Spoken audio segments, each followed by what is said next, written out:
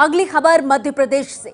मध्य प्रदेश के देवास से समाज को झकझोर देने वाली खबर आई है, जहां अपने ही सौतेले पिता के शोषण का शिकार दो मासूम बच्चियां हो रही थी, जिन्होंने अपना दर्द घर के बाहर टिन पर लिखकर साझा किया। ये जरा तस्वीरें देखिए। मम्मी मेरी प्यारी, हमारी इज्जत की सहायता करना, हमें इस नरक में छोड़कर क्यों चली गई। मम्मी हमारे को लड़ने की शक्ति देना, मम्मी तू आजा, तेरे बिना हम अधूरे हैं। मम्मी हमारी प्यारी, हमेशा हमारे साथ रहना, हमारी रक्षा करना। मम्मी मेरी प्यारी, हमारी इज्जत की सहायता करना, हमारे साथ क्या हो रहा है।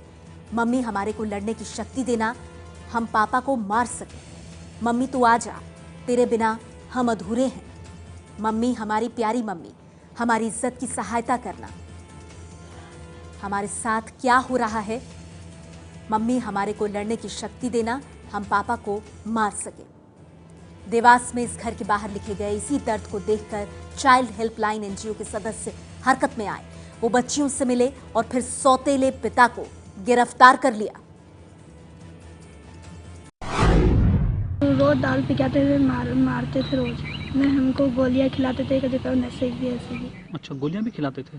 बोलते थे कि मतलब इधर उधर हाथ लगाते थे, तो हमने बहुत बार कहा था कि हम पुलिस में रिपोर्ट कर देंगे, तो बहुत मारा था, हमको मारते थे। बालिका इतनी परेशान थी कि बालिका द्वारा उसकी अपनी जो पीड़ा है वो उन्होंने अपनी जो दरवाजे पर, जो स्टील का जो दरवाजा है उस पर लिख रखी थी, है ना।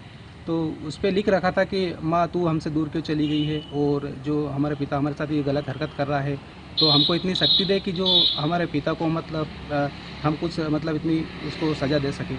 तो उसकी जो मन की जो पीड़ा थी बालिकाओं की, उन्होंने अपने दरवाजे पर लिख रखी थी। हम किसी को बता नहीं सकते थे ना, इसलिए दीवार पर लिखते थे। दीवार पर लिखते थे? क्या लिखते थे दीवार पर?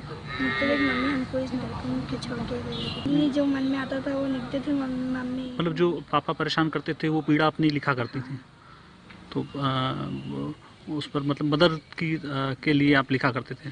हमारा कोई नहीं था, तो हमको ऐसा लगा कोई नहीं हमारा, इसलिए हम कोई को नहीं बताया। अच्छा, इसलिए किसी को नहीं बताया। चाइल्ड लाइन टीम बालिका के घर पर संपर्क किया, और संपर्क के बाद बालिका से टीम द्वारा चर्चा की गई। चर्चा के दौरान पता चला कि बालिकाओं के साथ उसके साथ गलत हरकत की जा रही है। एफआईआर के बाद में चाइल्ड लाइन द्वारा जो वन स्टॉप सेंटर जो बना है देवास में, वहाँ पे बालिकाओं को रखा गया।